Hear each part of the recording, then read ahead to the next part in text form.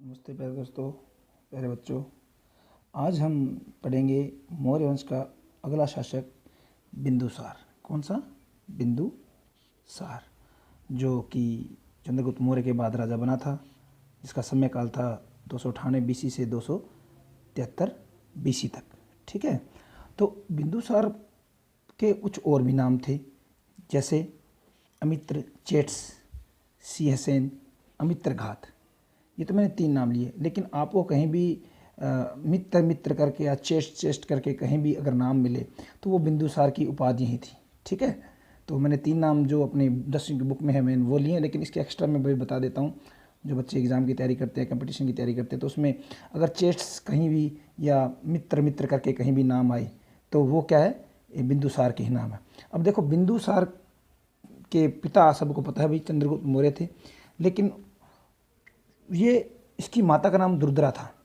चंद्रगुप्त मौर्य की 2 पत्नियां थी, एक तो हेलेना थी, ठीक है, लेकिन ये हेलेना का पुत्र नहीं था, ये दुर्धरा का पुत्र था। और चंद्रगुप्त मौर्य और दुर्धरा का पुत्र कौन था?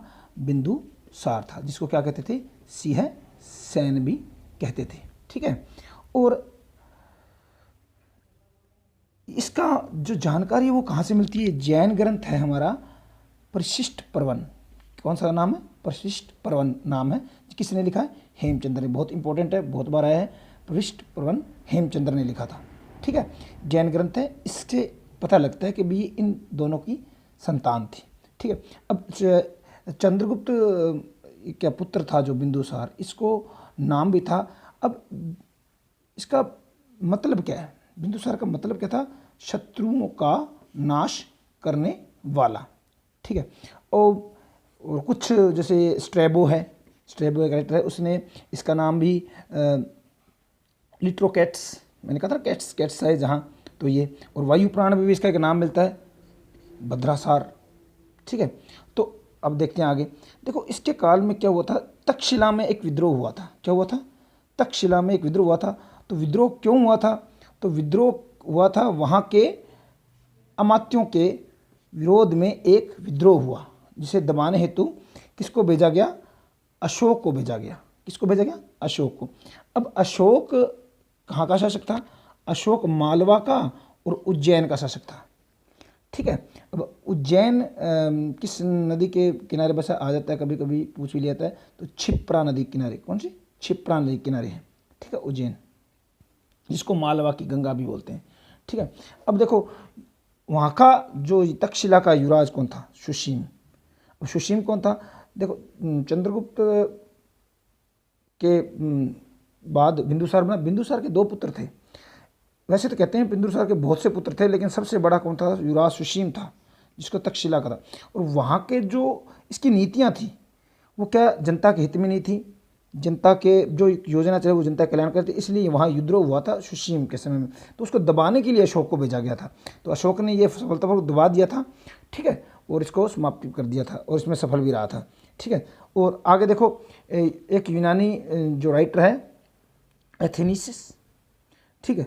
और ये वर्णन बताता है भाई, यहाँ पर अपने 2 कहानियाँ पढ़ेंगे, एक सीरिया की और मिस्र की।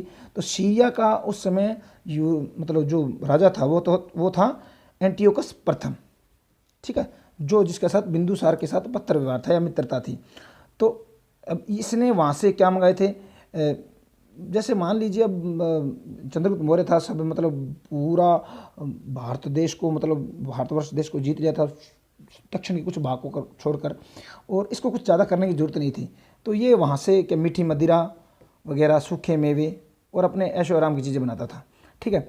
और उसने एक दार्शनिक भी भेजने की पेशकश की थी एंटियोकस प्रथम को, लेकिन एंटियोकस प्रथम ने वापस पत्र लिख के कहा कि भाई हम दार्शनिक कभी भेजते नहीं हैं। ठीक है। तो भाई बिंदुसार ने फिर वापस कहा कि भाई चलो भेजते नहीं हो तो वैसे ही भेज दो डायमेकस नाम का। फिर अब यहाँ से होता है भाई, बिंदुसार के समय में कौन से मतलब देश से या कौन सा दार्शनिक आया था? सीरिया से आया था। कौन आया था? डायमेकस आया था। पहला क्वेश्चन ये बन जाता है। ठीक है। एंटियोकस प्रथम ने भेजा था, सीरिया का था, डायमेकस आया था। और ये जो जो ये दार्शनिक करते क्या थे? ये दार्शनिक कुछ भी नहीं थे। ये करते क्या थे भाई? वहाँ के साम्राज्य के बारे में लिखते थे, कैसा शासन है, 2-4 साल बिताते थे और लिखकर अपने देश में चले जाते थे। आगे देखो भाई, आगे है मिस्र का शासक। अब देखो उस समय मिस्र का शासक भी था फिलाडेल्फस, ठीक है, फिलाडेल्फस टालमी, ठीक है। अब इसको पता लगा कि भाई क्या है, बिंदुसार ने क्या मांगा है, एक दार्शनिक मांगा है। क्या मांगा है? दार्शनिक मांगा है। तो इसने तुरंत वहाँ अपना दार्शनिक भेजा। उस दार्शनिक का नाम क्या था? डायोनीसियस। क्या नाम था? डायोनीसियस। दोनों सेम सेम नाम है, ध्यान रखना, तो कन्फ्यूज मत हो जाना, ठीक है। इसने डायमेक्स भेजा था, ठीक है, और इसने डायोनीसियस कहाँ से आया था? मिस्र से आया था। फिलाडेल्फस ने भेजा था, ठीक है। तो इसमें कन्फ्यूज मत हो जाना, ठीक है। अब देखो भी, अब एक ग्रंथ आता है दिव्यावदान। कौन सा ग्रंथ आता है? दिव्यावदान ग्रंथ आता है। तो उसमें बताया गया है कि भी ये जो बिंदुसार था ये आजीवन संप्रदाय का था। आजीवन संप्रदाय का मतलब क्या था? धर्म सहिष्णु, यानी कि किसी भी धर्म को नहीं मानने वाला। लेकिन ऐसा भी नहीं था भी ये किसी धर्म को दमन करता था या न मानने के लिए कहता था, नहीं, ये धर्म को नहीं मानता, किसी धर्म को नहीं मानता था, लेकिन सभी धर्मों को समान महत्व भी देता था। अब इसकी जो आजीवन संप्रदाय है, इसके संस्थापक कौन थे? मक्खीलाल घोषाल।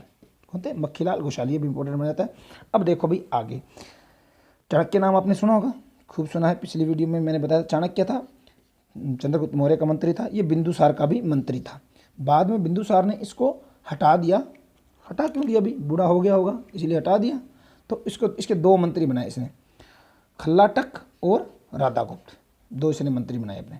और अंत में बिंदुसार की मृत्यु हो गई 1873 BC में, और ये चैप्टर समाप्त हो गया। और आगे हम पढ़ेंगे अशोक के बारे में, ठीक है। अशोक महान राजा था, ठीक है, जिसको राष्ट्रीय राजा भी कहते थे, ठीक है।